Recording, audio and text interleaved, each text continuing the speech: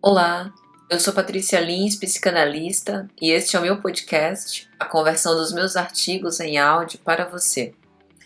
E hoje nós vamos falar sobre filosofia e psicanálise, Khalil Gibran.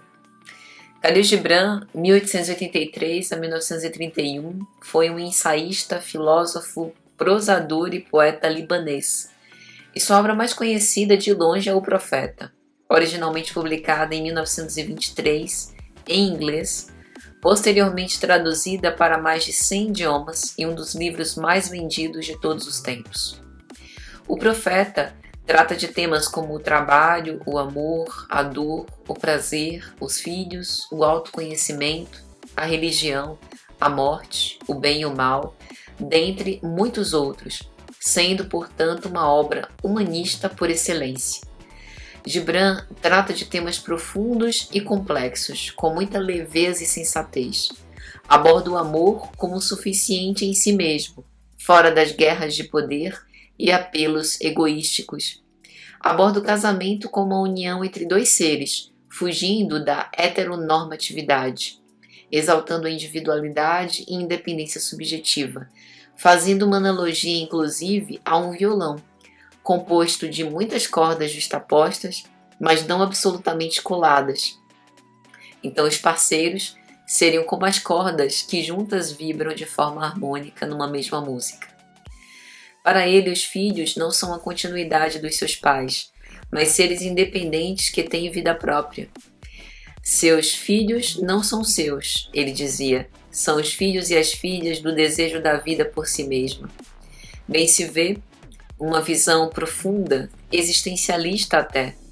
Neste ponto, tentando fazer uma aproximação à psicanálise, Freud, em A Introdução ao Narcisismo, 1914, aborda o amor dos pais, tão tocante no fundo tão infantil, não é nada senão o narcisismo dos pais que acaba de renascer.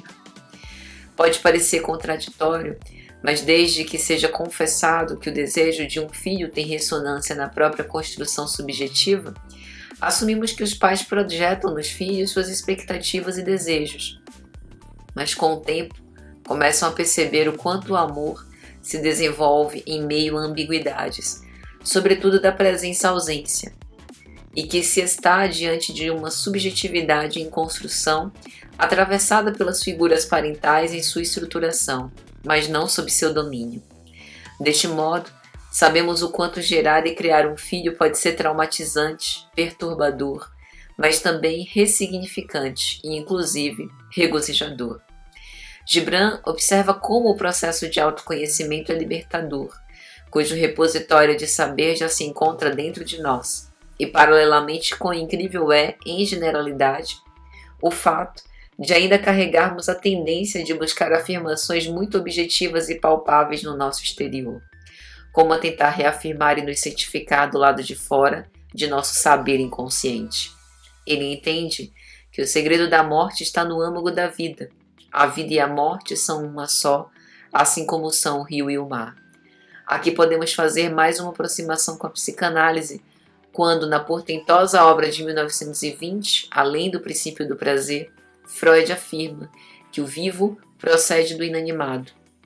E, em consequência, o ser vivo só pode mesmo tender para a morte, porquanto esta o precedeu, parecendo significar que a morte para a qual a pulsão de morte aponta não é a morte do organismo biológico, mas a morte do modelo que representa os interesses deste organismo, que é em última instância o eu. O que nos parece reafirmar Gibran: morreremos para as nossas ilusões, para vivermos mais quem nós somos.